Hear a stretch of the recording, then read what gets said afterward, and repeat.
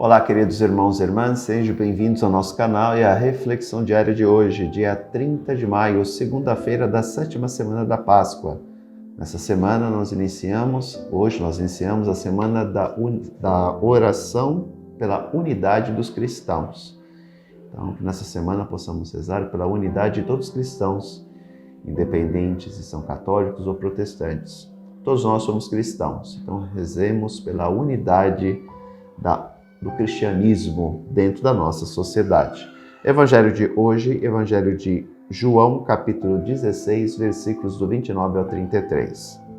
Naquele tempo, os discípulos disseram a Jesus: Eis, agora falas claramente, não usas mais figuras.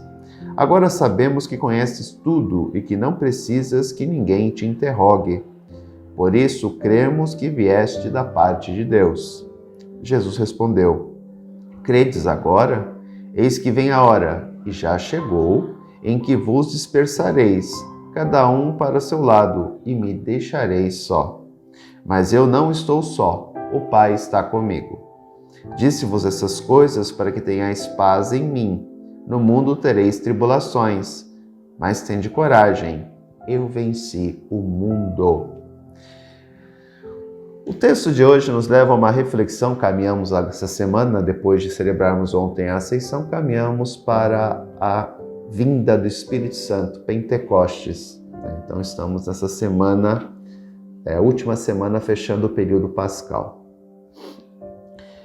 A liturgia nos prepara para este momento importante, no sentido de que apresenta os discípulos compreendendo claramente o que o Senhor queria lhes comunicar, o que o Senhor lhes queria dizer, né?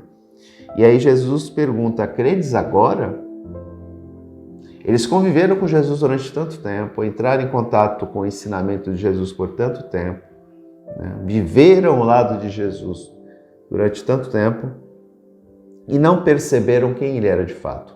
E na verdade, mesmo depois dos acontecimentos trágicos que nós contemplamos na Semana Santa, mediante a paixão e morte dele, eles ainda não tinham conseguido entender quem Jesus era de fato.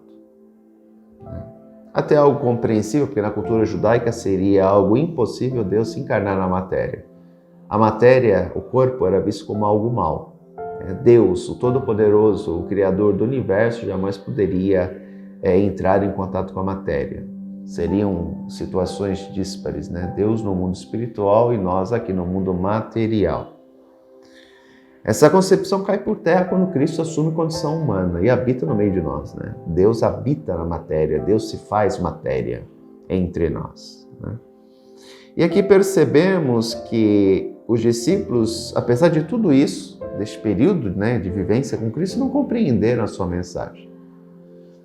E aqui entendemos que é um processo lento, né?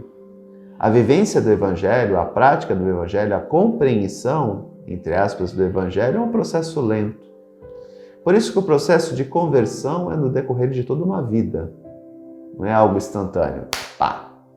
O primeiro anúncio, o querigma, a mensagem, aquele que atrai e segura o discípulo na caminhada, sim. Mas o processo de conversão é longo, é a vida inteira. Vocês e eu estamos num contínuo processo de conversão. Então ele se desenvolve ao longo de toda a nossa vida. Tem muita coisa que a gente precisa mudar dentro de nós. Aqui a questão da mudança envolve questões espirituais, questões emocionais, questões psicológicas. Muitos de nós carregam traumas de infância, questões que precisam ser trabalhadas emocionalmente e que acabam refletindo dentro da comunidade, né?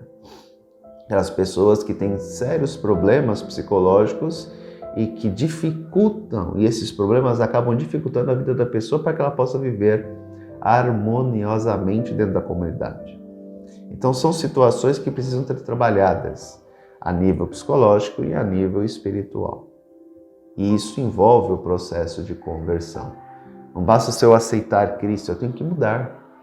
Esta aceitação do Cristo, ela deve vir acompanhada de gestos concretos de mudança. De eu identificar em mim aquilo que eu preciso mudar para o meu bem e o bem da comunidade onde eu estou inserido. E aqui Cristo deixa bem claro duas questões importantes. Primeira, no mundo nós teremos tribulações.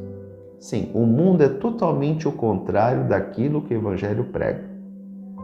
A nossa sociedade que vivemos hoje é totalmente anti-evangélica, vamos dizer assim.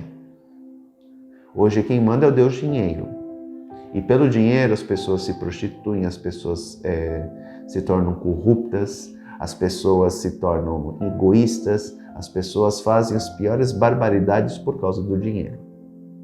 Então a sociedade que vivemos hoje é totalmente anticristã, anti-evangélica. Mas tende coragem, eu venci o mundo. Devemos compreender que para nós o mundo não termina aqui. Ele inicia-se aqui e se expande pela eternidade. O nosso tempo aqui é transitório. Quando nós também fizermos a nossa passagem como Cristo fez, nós adentraremos a eternidade. Então vamos viver com a cabeça na eternidade e esquecer aqui? Não. Nós devemos lutar para que as coisas mudem aqui, que as coisas melhorem aqui, que as pessoas possam viver melhor aqui. Mas devemos sempre compreender que a nossa pátria definitiva é o reino dos céus, não é aqui.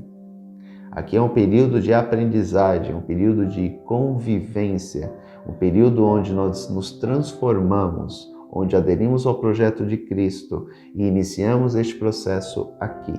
Mas a nossa pátria definitiva não é aqui, é o reino dos céus. Porém, isso não nos... Como eu poderia dizer? Fugiu a palavra agora. Isso não nos isenta de melhorar este mundo. Muitas vezes se criou a cultura, principalmente no século passado e na Idade Média, durante quase todo o cristianismo, de uma dualidade impraticável no sentido de que nós temos que nos preocupar com o espírito é elevado e a carne nada serve. Não, essa concepção teocêntrica de vida, onde eu tenho que viver somente focado no meu espírito, numa realidade abstrata, já caiu em desuso há muito tempo. A salvação do ser humano é integral, corpo, alma e espírito. Ela não é só espiritual. Por mais que quando nós morrermos, quem irá ressuscitar é o nosso espírito, devemos compreender que nós temos que nos preocupar com as pessoas aqui, hoje, agora. Inclusive com o corporal. Não podemos negligenciar.